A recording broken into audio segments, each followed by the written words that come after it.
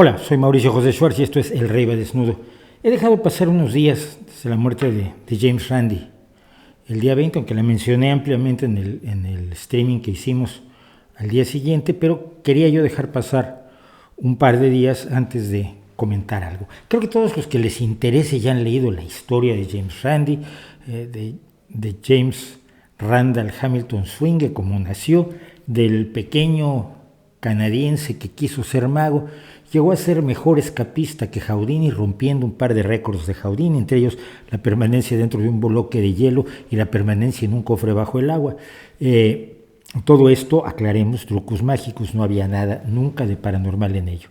Precisamente de allí viene la historia de Randi. Todos han leído que hizo montones de cosas, que asesoró a Johnny Carson para desenmascarar al caradura de Uri Geller, que allí sigue, por cierto, desafortunadamente viviendo del engaño y del embuste y de la ingenuidad de otras personas, la forma en que desenmascaró a Peter Popov, aquel sujeto que adivinaba la enfermedad que tenía la gente y decía curarlos, y lo que adivinaba era nada. Su mujer había estado, pues, iba entre la gente reuniendo información y luego se la pasaba por el pinganillo, como se dice en España, por un pequeño audífono, un sistema de radio que Randi descubrió. Tuvieron un técnico que captó la información que le pasaba a la mujer a Peter Popov y arruinó en buena medida durante un tiempo a Peter Popov, pero debo decir que desafortunadamente Peter Popov sigue trabajando, sigue estafando gente, sigue embaucando. Y esto parecería que indica que tuvo poco valor el trabajo que hizo Randi, pero no, y quiero precisamente ver por qué. Yo debo haber tenido, no sé, 33 años cuando conocí a Randi. Ojo, cuando yo conocí a Randi él ya se había retirado de su trabajo fundamental, que era el de mago. James, había sido un mago excelente, había sido un escapista del nivel de Houdini y había tenido un espacio importantísimo en la televisión estadounidense.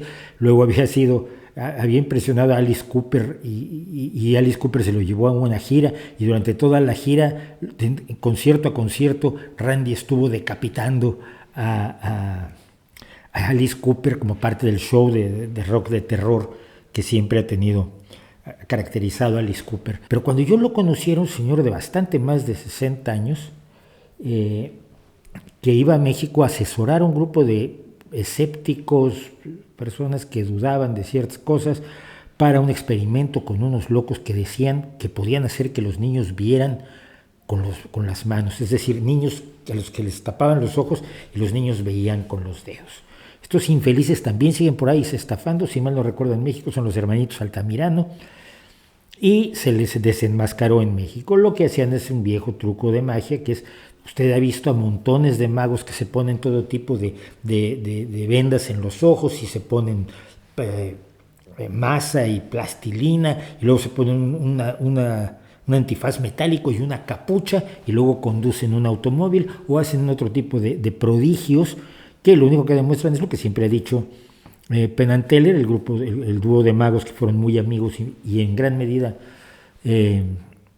discípulos de Randi, Penn and Teller, que dicen que están trucados. Simplemente las vendas y las cosas que se usan para impedir la vista, pues están trucados, siempre se puede ver. Y si usted alguna vez ha jugado, por ejemplo, a la gallina ciega o lo han vendado para darle una piñata, sabe perfectamente que se puede ver si uno se lo propone, no importa cómo le tapen los ojos. Bueno, estos sujetos era lo que hacían, pero desafortunadamente lo más grave es que enseñaban a los niños que esto era correcto, que si engañaban a sus padres, que si les decían a sus padres que estaban viendo con los dedos cuando en realidad estaban viendo con los ojos, fundamentalmente por los huecos que quedan aquí abajo, esos por los que en las mascarillas ahora se nos sale el aire y nos empañan las gafas, que si engañaban a sus padres, que si le mentían a la gente a su alrededor, a sus profesores, etcétera, iban a tener mucha atención y les iban a hacer regalitos y los iban a llevar a la televisión. Entonces esto básicamente enseñaban a los niños a mentir, y eso era lo más grave de lo que hacían estos desgraciados de la dermóptica. Y fue precisamente con la dermóptica con la que yo estuve por primera vez con un charlatán en México que sigue trabajando, que es Jaime Maussan, que creía en la dermóptica, y nos llevaron gente que hacía dermóptica y demostramos que eran una patraña absoluta. Lo demostramos en televisión, fines de los 80, y luego a partir de allí ya nos odia. Gracias. Pero Randy había ido a asesorar en un experimento, yo lo conocí y como conté en el streaming, dado que yo hablo inglés, mi inglés me sirve y me ha sacado de muchos líos, entre otras cosas vivo de ello, y entonces yo fui al acompañante de Randy durante una semana, una cosa así. Durante esa semana lo vi hacer magia, él hacía magia compulsivamente, te sentabas a comer con él y aparecían, desaparecían cosas, te sacaba las gafas sin que te dieras cuenta, rebotaba panes en el suelo, aquello era un circo total. El comer con él. Y lo vi probar a las primeras personas que en México se acercaban a ganar el reto de Randy. Randy hizo un reto que fue muy famoso. Él decía que le daría una cantidad de dinero a quien demostrara bajo condiciones controladas, bajo condiciones científicamente controladas, que tenía poderes paranormales de cualquier tipo. Y en aquel entonces no era tan estricto, porque luego muchas personas quisieron ganar el premio y hubo que hacer un cribado más estricto, pero en aquel entonces cualquiera llegaba, le llamaba o le mandaba un correo, le decía, Randy, quiero hacer esto. Entonces probó a varias personas en México, con todas era muy amable.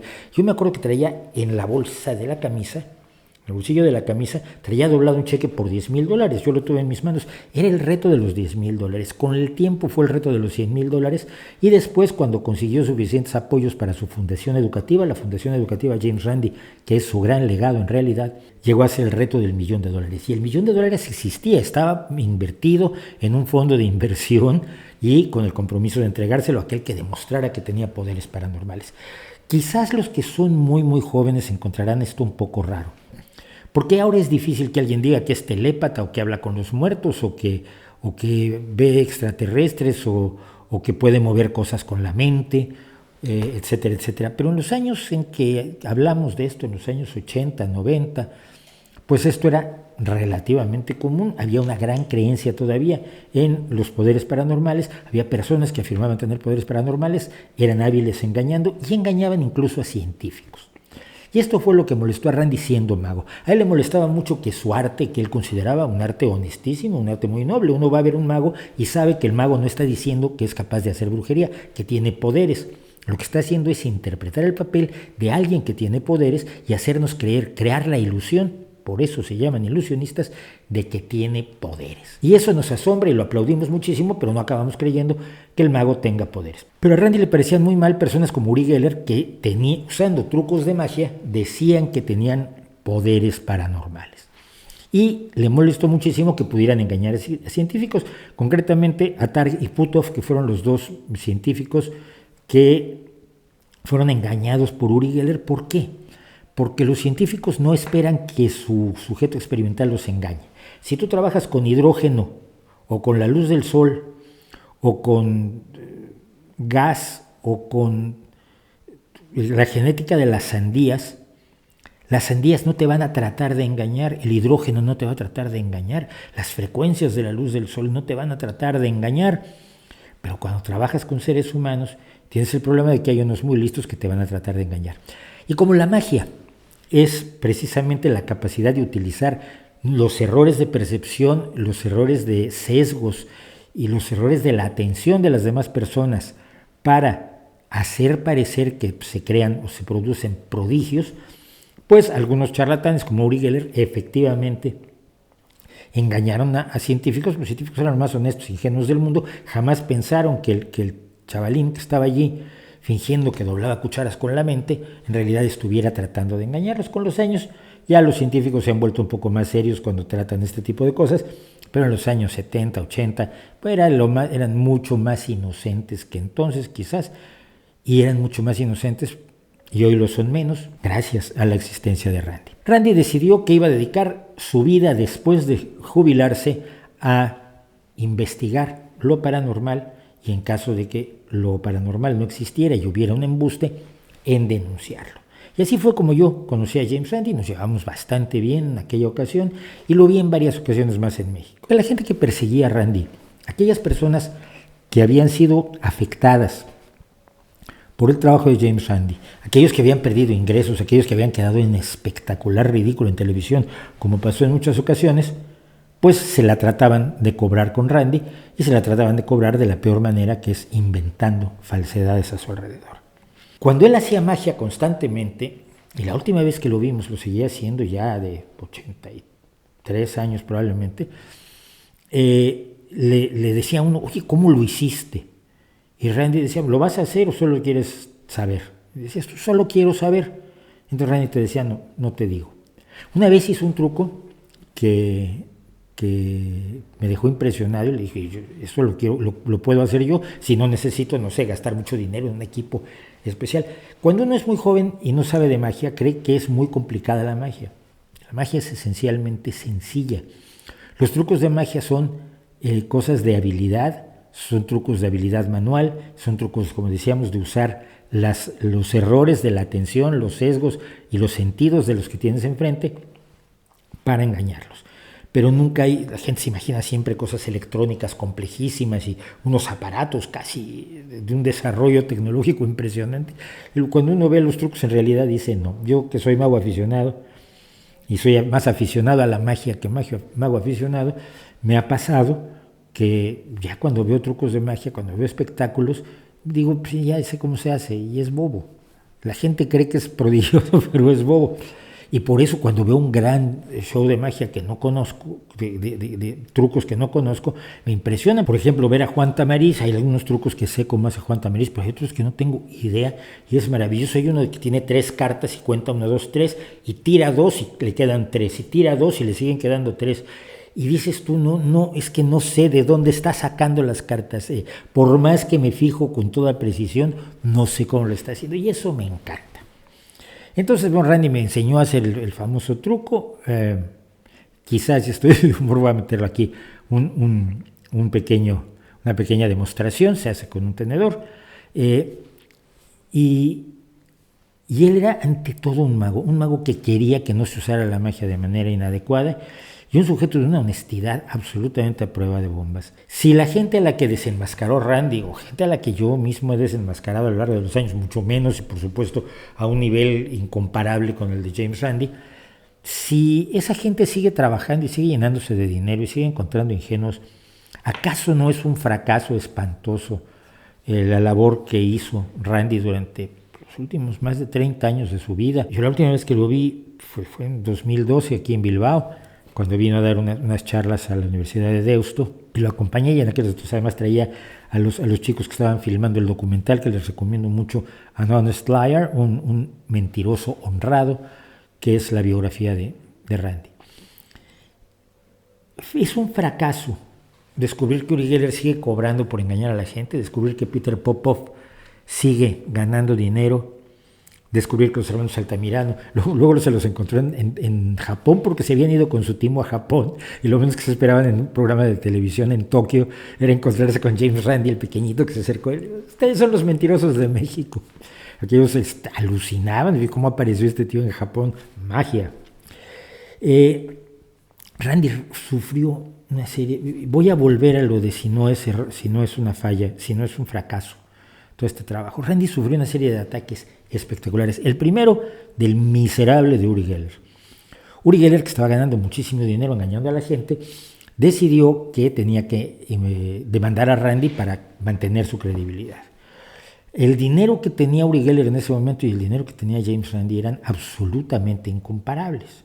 Si Randy era un pobre diablo, aunque tenía una jubilación razonable y una casita bonita y demás, con los millones que estaba levantando a carretadas Uri Geller, viéndole la cara de imbécil a gente en todo el mundo, a gente absolutamente acrítica, a gente que no dudaba para nada. El único que dudó, por cierto, en Estados Unidos fue Johnny Carson, que siendo mago aficionado y amigo de Randy, efectivamente le pidió asesoría a James Randi de cómo hacer que le fallaran los trucos a Uri Geller, y efectivamente la presentación de Uri Geller en el programa de Johnny Carson fue un desastre absoluto, no le salió ninguno de los trucos. Pero Uri Geller decidió pues demandar a Randy y Randy tuvo que gastar una cantidad increíble de dinero que no tenía. Afortunadamente ganó un premio como genio, como persona intelectualmente superdotada que lo era desde pequeño. Y todo ese dinero se fue a defenderse del desgraciado de Uri Geller. Yo recuerdo que estábamos en México en una reunión de PSYCOP precisamente. El PSYCOP era el Comité para la Investigación Científica de los Fenómenos Paranormales, hoy convertido solamente en Comité para la Investigación Científica, que había fundado, entre otros, Randy y Paul Kurtz, el filósofo del que ya he hablado, y al que Randy había atraído a Isaac Asimov y a Carl Sagan para que le dieran proyección pública al Comité para la Investigación Científica de los Fenómenos Supuestamente Paranormales. Estábamos en México, estaba Ray Hyman y estaba el propio Paul Kurtz, por supuesto que ahí lo conocí, y otra serie de personas discutiendo, y finalmente decidieron que Randy saliera de Psychop, de su creación, para que Psychop no se viera manchado o necesitado de pagar dinero por las denuncias de Randy. Y a mí siempre esto me dejó un poco de mal sabor de boca. Lo entiendo, tienes que salvar a la institución y Randy estaba de acuerdo, pero a mí siempre me pareció un poco inquietante el hecho de que a ti, por hacer lo que hace la organización, te demandan y la organización te deja solo. De hecho, no sé hasta dónde apoyó económicamente a Randy, pero Randy tuvo que pagar una cantidad que yo sé que no tenía para defenderse de Uri Geller. Uri Geller perdió todas sus demandas contra Randy, lo cual tampoco significa nada, porque si hubiera ganado una demanda, esto tampoco era un fracaso de Randy, era en todo caso un fracaso del sistema judicial. A mí me han amenazado un par de personas, por lo menos, con sus abogados. Uno me ha dicho que me iba a mandar a su abogado, otro lo mandó y le preguntamos qué quería el abogado, nunca dejó nada claro. Pasaba por aquí, quería yo saludar, pues hola, ya puede usted irse. Pero con Uri Geller fue distinto. Uri Geller se jugaba mucho, se jugaba millones y logró defenderse. Pero no habría sido tampoco un fracaso. ¿Por qué? ¿Por qué no es un fracaso para James Randi el que Uri Geller, Peter Popov o los hermanos Altamirano o muchos otros sigan engañando a la gente? Porque hay menos gente que engañar. Un director de revista que yo tuve, Enrique Lubet Jr., nos decía que podíamos hacer revistas para 5 años y al cabo de 5 años volverlas a empezar a hacer. Hacíamos una revista familiar que se llamaba Revista de Revistas. Y decía, porque a los 5 años ya cambió el público, entonces lo que contaste en el primer año, 5 años después lo vuelves a contar, el público ha cambiado y lo vendes como si fuera nuevo. Y esto pasa con los charlatanes. El público que hoy oye las barrabasadas de Uri Geller, o el público que hoy va a creer que lo va a curar el poder que tiene Peter Popov por su relación privilegiada con Dios o con Cristo, pues es un público muy distinto que aquel que vio la caída de Peter Popov con las grabaciones de James Randi. Pero decíamos que los científicos son menos incautos, menos ingenuos, menos simples que Targ y Puthoff lo fueron con Uri Geller. Y es que, mire, quienes hacían este tipo de cuestiones de enfrentar la ciencia contra la paranormalidad no solían ser los científicos, solían ser gente como James Randi, mago, como Joe Nickell, que si mal no recuerdo era periodista, como Paul Kurtz, que era filósofo. Los científicos entraron en juego después, entraron a partir de Carl Sagan. Creo que es cuando los científicos empiezan a interesarse en la divulgación de la ciencia y en el combate a la pseudociencia. Conforme fueron evolucionando las afirmaciones de lo paranormal para convertirse en pseudociencias mucho más peligrosas, mucho más graves, mucho más dañinas, como son las que implican las pseudomedicinas, las pseudoterapias, las que juegan con la salud de la gente, como lo están haciendo hoy de manera extraordinariamente intensa, todo tipo de charlatanes, por todo tipo de motivos, algunos políticos, otros meramente económicos, otros mezcla de los dos. Los científicos entraron en esta lucha y entraron a perder el tiempo. Yo me acuerdo hace 10 o 15 años aquí en España, algunos científicos decían, claro, pero es que yo me meto a esto, pero no me dan créditos. Los créditos que yo me podría estar ganando por docencia, por investigación, por publicar, pues los estoy perdiendo por estar metido en la divulgación científica. Con el tiempo las instituciones empezaron a darles créditos a sus investigadores por hacer divulgación científica y esto pues mejoró enormemente la situación. Los científicos empezaron a dedicarse a esto y empezaron a alertar a sus compañeros científicos. En México, gente como Luis Muchán, mi querido amigo, entraron en la lucha por un embuste pseudocientífico del que ya he hablado, que es el de los falsos detectores moleculares, una lucha que había iniciado un compañero mío que era escritor de ciencia ficción y que no tuvo el reconocimiento político necesario hasta que un científico de un alto nivel, un físico reconocidísimo como Luis, entró a decir, cuidado, aquí están engañándolos.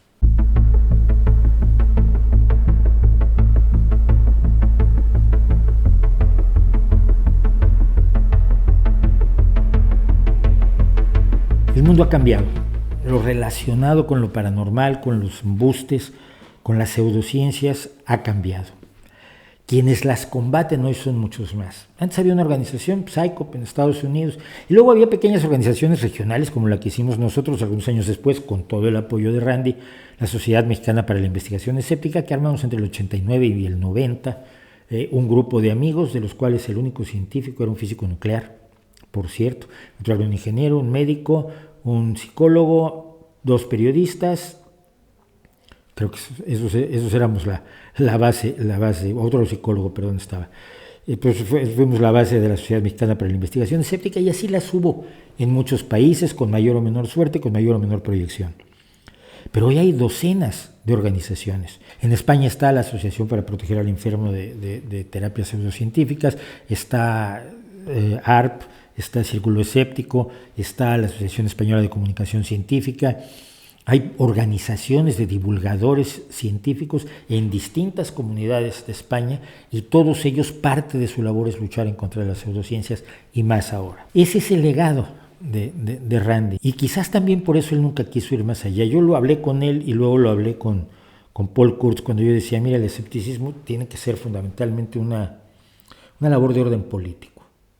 Es una labor de orden político porque cuando enseñas a la gente a pensar críticamente, le enseñas a pensar críticamente en todo.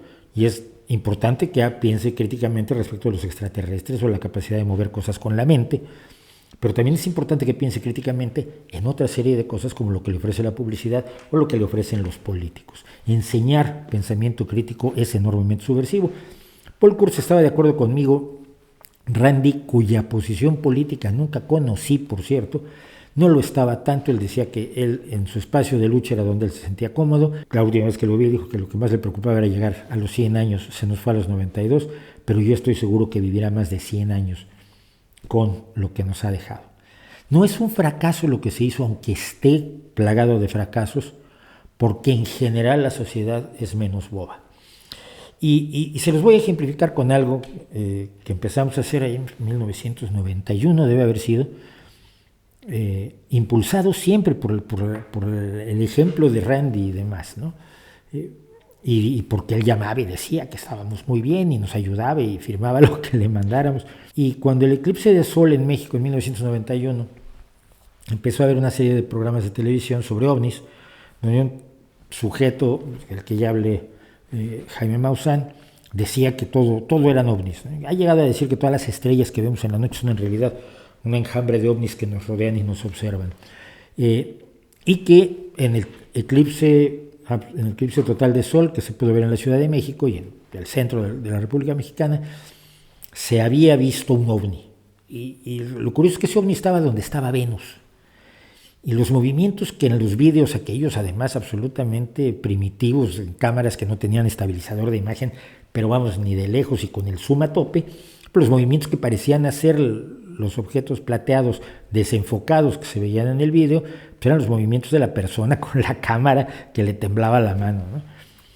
Y el ovni estaba, como lo dijo Jaime Maussan en alguna ocasión en televisión cuando estábamos nosotros, es que el ovni estaba delante de Venus tapándolo. Cuando empezamos esos programas con Jaime Maussan, había como un 10% de personas que no les parecíamos totalmente raros nosotros. Y un 90 y tantos % de personas que iban a aplaudir a Jaime Maussan y a todos los que decían que se iban a abrir puertas dimensionales en la pirámide de Keops y que yo puedo adivinar el futuro y yo vengo a dar las predicciones del año próximo. Luego al año próximo volvíamos, los poníamos en ridículo, nos querían pegar.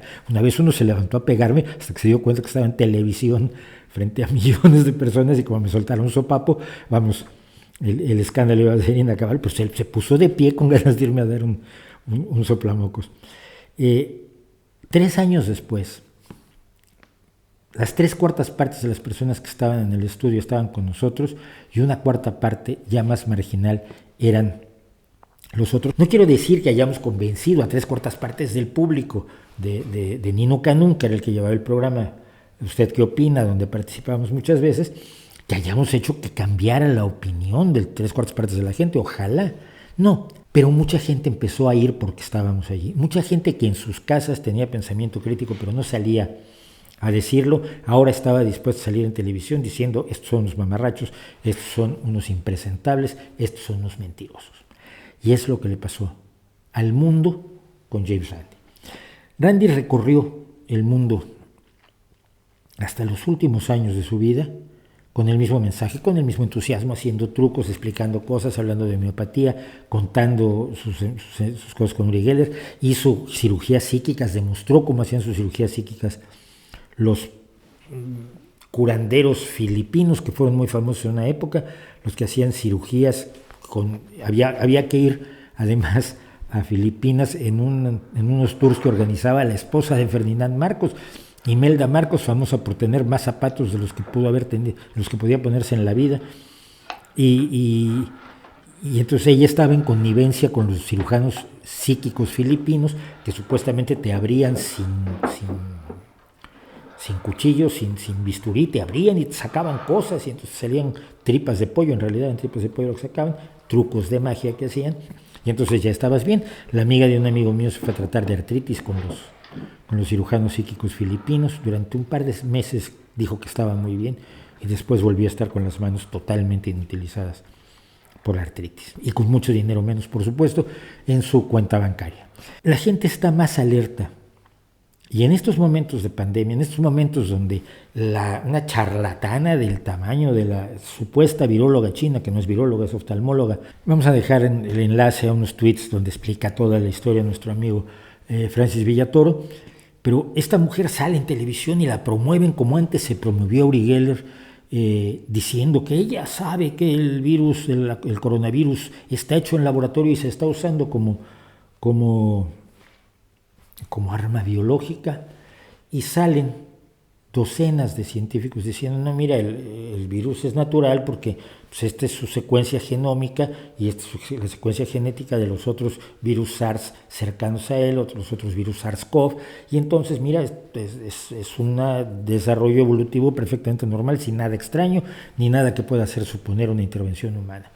Y salen docenas de personas también diciendo: cuidado, que a esta señora le paga Steve Bannon, y Steve Bannon utiliza este tipo de cuestiones para sus intereses políticos como promotor de esta nueva variedad de nazismo, que es el nacionalismo blanco, con el que llevó a Donald Trump a la presidencia de los Estados Unidos, y que es la ideología con la que está promoviendo a Marine Le Pen y a Wilders y a Vox en España y a todos los movimientos de la ultraderecha neonazi del planeta. El que la gente reaccione más rápidamente, el que no tengan que esperar que la única pequeña organización de escépticos científicos se entere y levante la voz sin que la oiga nadie, tener la capacidad de reaccionar de muchísima gente, eso es, creo yo, la principal herencia de Randi. Atreverse a salir y hacer el ridículo quizás en un momento dado, o arriesgarse al ridículo, cuando decía: yo no creo que exista la telepatía, cuando el mundo estaba convencido que existía la telepatía.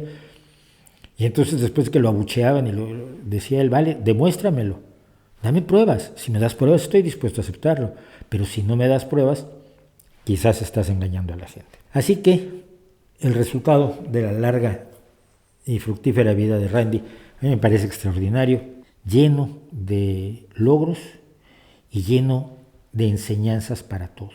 No creas en algo si no te dan pruebas. Duda dentro de lo razonable. Dudar más allá de lo razonable es caer en el nihilismo. Cuestiónalo todo dentro de lo razonable. Cuando cuestionas, dices cuáles son las evidencias que a mí me harían aceptar la telepatía, y diseñas experimentos para la telepatía. Yo recuerdo un experimento elegantísimo que hizo James Randi para los que dicen que pueden encontrar agua con un palito, los que hacen radiestesia o saorismo. Y se diseñó una serie de tuberías ocultas por las que podía pasar o no pasar agua según abrieras o cerraras ciertas válvulas, y la apertura o cerradura de las válvulas se hacía al azar. Y entonces, bueno, se ponía el señor con el palito, se movían las válvulas al azar sin que las viera, y le decían: dime por qué camino de la tubería está pasando el agua dentro de las tuberías. Ni uno le dio ni al mundo. Es decir, ninguno de los que decían que podían percibir el agua con el palito, con la horquilla, o con el péndulo, con el sistema que utilizaran, las varillas, que es la otra forma de saorismo, ninguno de ellos acertó a por dónde estaba pasando el agua en ese momento.